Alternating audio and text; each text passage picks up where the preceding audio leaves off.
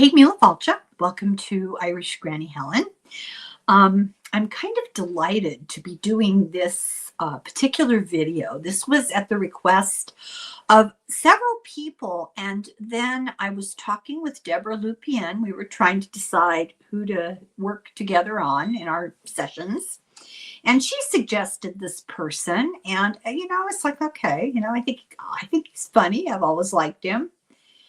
I like him a whole lot better now that I know about what his life was like. So I'm talking about Robin Williams. You may think you know about him, but there's a lot more to know. Interesting person. So he was born in Chicago, July 21st, 1951. His father was an executive for Ford, for some branch of Ford Motor Company. And his father was an Episcopalian. His mother was a model, and her great-grandfather was a senator in Mississippi and later governor of Mississippi. And she was a Christian Scientist, but he was raised Episcopalian. Robin said that he got into comedy because he tried to get his mother's attention with humor. I thought that was telling. He was quiet and shy until he went to high school and discovered drama class. His friends all say from the very beginning he was always very, very funny. His dad got a transfer to Detroit when Robin was 12, and they moved into a 40-room farmhouse on 20 acres. I only have two questions.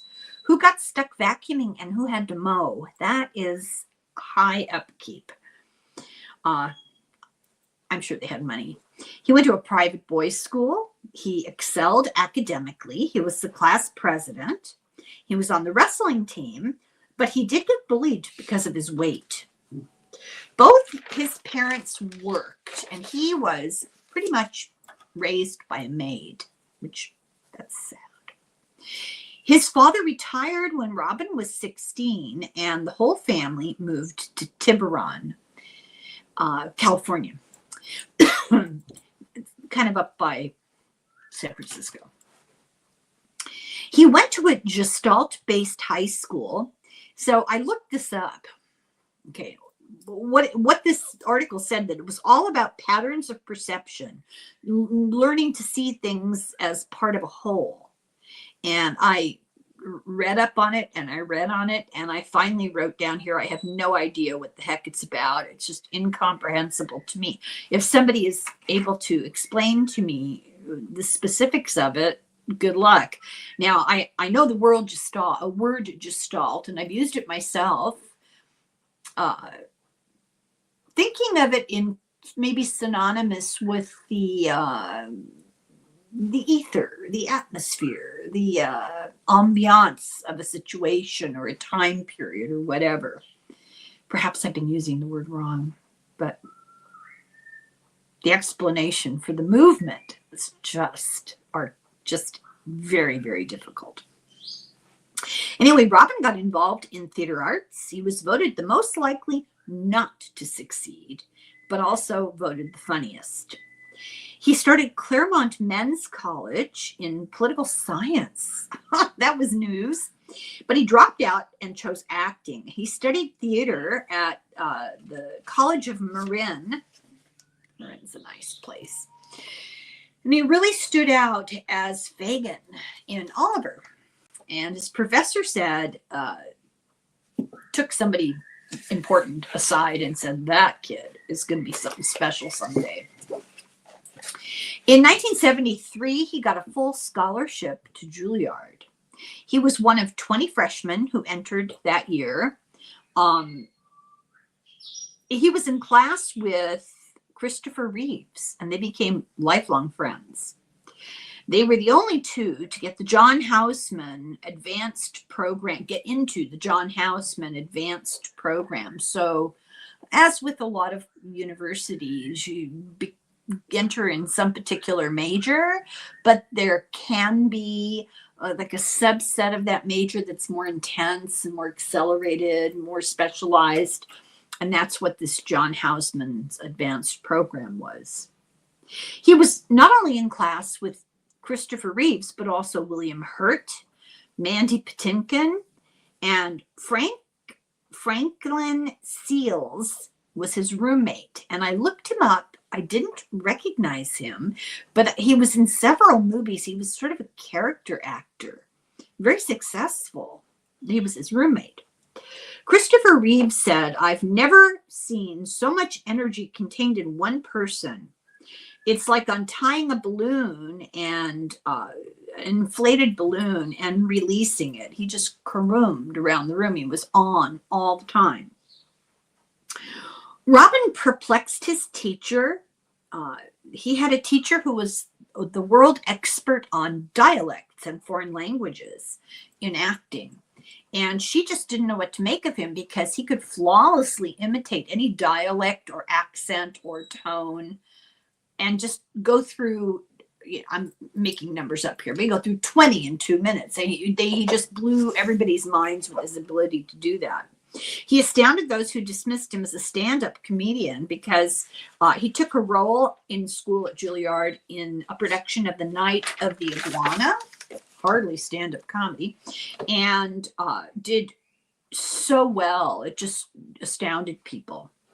Christopher Reeves and Robin Williams were lifelong friends. Robin's son described them as brothers from another mother. He worked as a busboy in the summer in Sausalito, also a nice place. But he left Juilliard in his junior year. John Houseman, the actor, took him aside and told him the school had nothing more to offer him, nothing more to teach him, that he might as well just leave because he was so far beyond what the school could do for his career. John Houseman said he was a genius. He wasn't suited to the conservative classical style of Juilliard. He was one of a kind.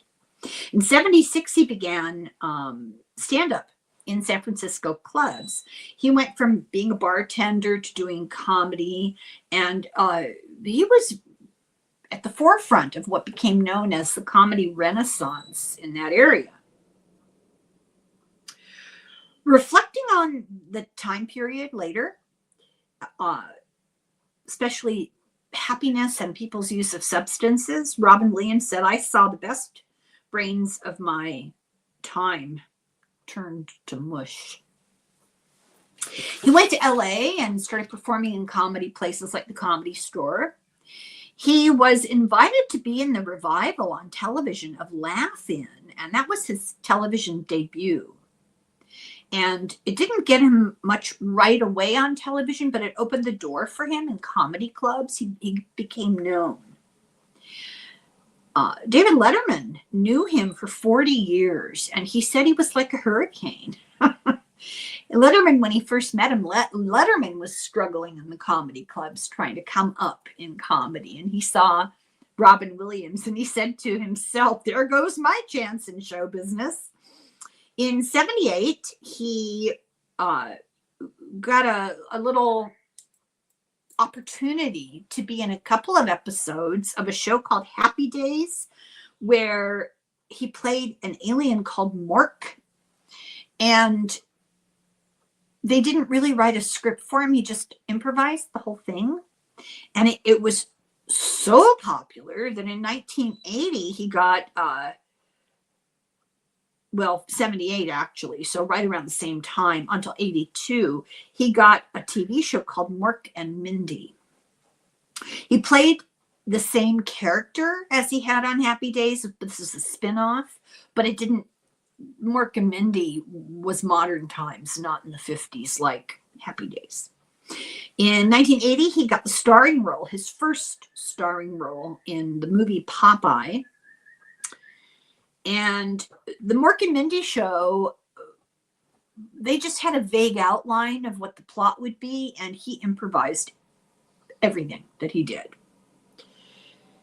It turned him into a superstar because he was kind of like a man and a child in the same body. He also was a merchandising success. He was on the cover of Time magazine in 1979. And the cover photo is not the picture that I'm talking about now. They did this cover photo. There was an article inside, and there were numerous photos inside. And one of those was put in the National Portrait Gallery after his death in a special exhibit honoring him in memoriam. In 79, he was on the cover of the Rolling Stone, and his picture was taken by Avedon, the famous photographer. He did some HBO specials in the 80s. He won a Grammy for the Best Comedy Album. And then he made movies, and I hadn't realized he'd been in so many movies, and most of them were really wonderful. So he was in The World According to Garp. He co-hosted the Oscars in 1986. I'd love to see that. In 87, he did a special with Carol Burnett and Rob Reiner and Whoopi Goldberg. He was a regular on late night TV shows. In 87, he did Good Morning Vietnam. He got Oscar nominated. There was no script for his role. They just let him go for it. Every single take they did was completely different. They said it was just wild to watch this guy. In 88, with Steve Martin, they did an off-Broadway production of Waiting for Godot, and I have to share my snark here. I said it should be called Dying of Boredom. Anyway, I but it's nuanced to death. But the breadth and diversity of the roles he played wowed people. I mean, he was wonderful. He did Mrs. Doubtfire, Patch Adams, The Dead Poets Society, where he was nominated for another Academy Award, Good Will Hunting, where he won the Academy Award, Awakenings, Peter Pan, The Fisher King, he got nominated again. He did the Adventures of Baron Munchausen. He was referred to as the most unique mind in the planet. He did the voice of the genie in Aladdin, but he didn't want to do it. He refused at first. He did not want to contribute to Disney making money on merch off the back of him doing the genie. And I'm not clear what his resistance to that was. He didn't like the kind of blatant merchandising, capitalizing on it. And so he refused to do it, but they promised him, okay, we won't use the genie in any of our advertising. And they ended up having him as the voice. Once again, he improvised 30 hours of tape for this cartoon. It was the highest grossing movie of 1992. He got a special Golden Globe Vocal Work Award. And later in 2009, Disney named him a Disney legend, but he had a falling out with Disney. He refused to do Aladdin in the sequel because Disney broke their agreement with him, and they started using the genie as advertising and making merchandise. Disney did change bosses, and the new boss did do a public apology. So rather reluctantly, Robin agreed to make a second sequel. He was also in the cartoon Fern Gully. He did Moscow on the Hudson. I had forgotten about that movie, and that is a really good movie. It's underrated. Moscow on the Hudson, What Dreams May Come, Bicentennial Man. And in 1997, with his good friend Billy Crystal, they did a cameo together on the TV show Friends. He gave a lot of credit in his life for his success to Robert De Niro and Dustin Hoffman. He had a talk show on Audible in 2000. He made a movie Insomnia with Al Pacino, and he did 1 hour photo is the name of the movie. And this is a takeoff on the book The Red Dragon, which is the prequel to Silence of the Lambs. The guy who wrote Silence of the Lambs and Hannibal wrote the Red Dragon. And 1 Hour Photo takes that idea and runs with it. It's really good. Anyway, he made Final Cut. He was on a bunch of TV shows. He did a one-man show on Broadway. In 2004, he was nominated or listed as number 13 out of the world's 100 best comedians. In 2009, he did a 26-city tour for HBO called Weapons of Self-Destruction. He was denied, much to his great disappointment, denied the role of Hagrid in Harry Potter because they had a policy casting the movie to only use English actors. So he did all kinds of other roles and voice work. And then we came to 2010. He did a Saturday Night Live sketch with Robert De Niro. In 2011, he made the Bengal tiger at the Baghdad Zoo, and that got the Drama League Award for Outstanding Distinguished Performance. It was a stage performance. His last movie was The Angriest Man in Broadway.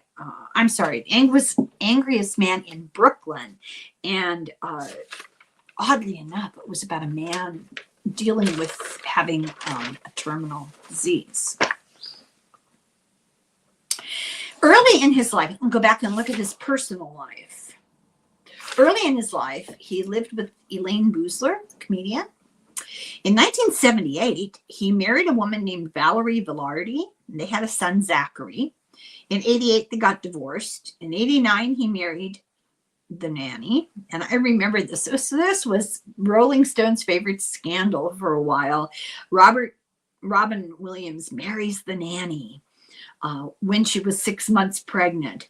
But they made it really clear they did not get together until he was divorced from his wife. So they got married and had a daughter, Zelda, in 1989 and a son, Cody, in 1991. But they divorced in 2010 for irreconcilable differences. In 2011, he married Susan Schneider, and they lived in a place called Seacliff by San Francisco in California. He is quoted as having said, "My children give me a great sense of wonder just to see them develop into the extraordinary human beings, into these extraordinary human beings."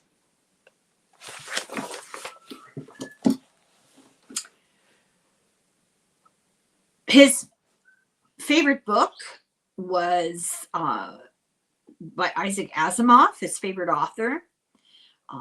But his favorite book was The Lion, the Witch, and the Wardrobe. It's a Narnia book. He liked games. He liked video games. His daughter Zelda is named after a game. He liked anime, and he was considered a crazy figurine collector. He was an avid cyclist, and he did it to avoid the temptation of substances. He traveled often to see the Tour de France. In 87, he donated 87 bicycles to the Christopher and Dana Reeves Foundation.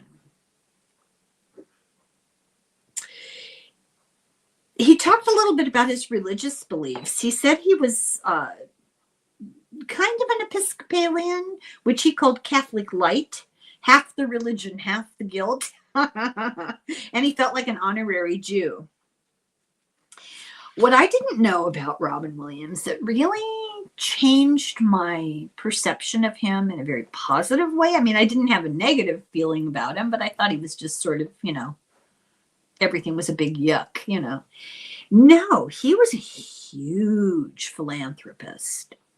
Quietly, like the 87 bicycles, and he had really fancy bicycles. He was into bicycle riding. He was a philanthropist. He donated to Comic Relief. He was a huge supporter of the USO. He traveled to 13 countries over the year to do free shows for the USO. He and his wife started a foundation called the Windfall Foundation. He sang in French for money to be donated for something. Money was donated from his last tour to rebuild Christchurch after the huge earthquake they had in New Zealand. He gave them a lot of money. He, over the years, always supported St. Jude's Children's Hospital. In the 70s and early 80s, he struggled with addiction, and he partied heavily with his friends. He was with John Belushi the night before he died. And he said that the shock of that, and then immediately after that, his son's birth sobered him up. And he said the grand jury helped because there was an investigation into that.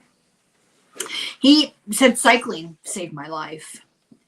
But he started to struggle again with substances in 2003, alcohol. And in 2006, he went into rehab.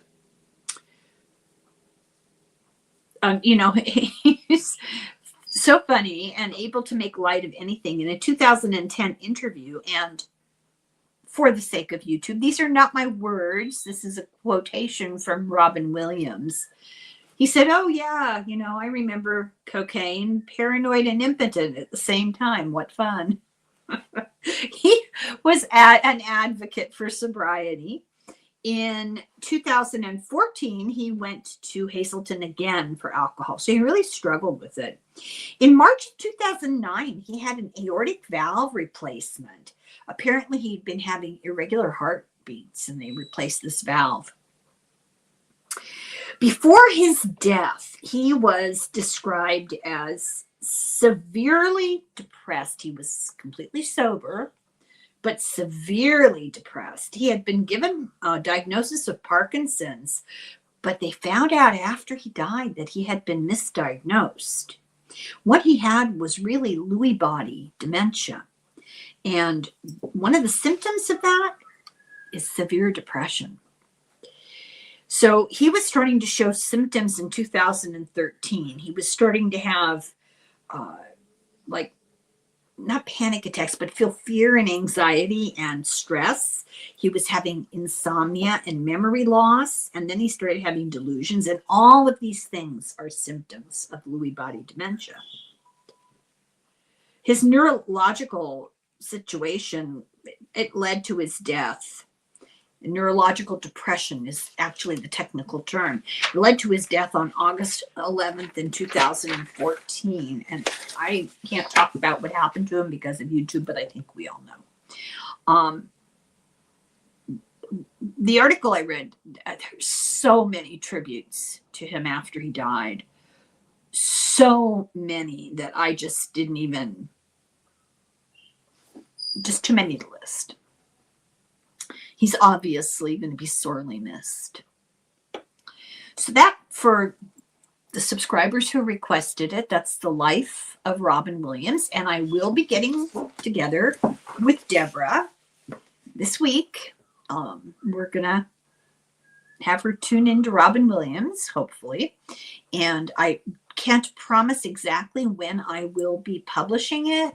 It'll be within the next week. So thank you. Thank you for watching, and I hope you enjoyed that. And I'm always open to suggestions. I may not take them, but I'll certainly pay attention to them. So, slán go fóill, sláinte.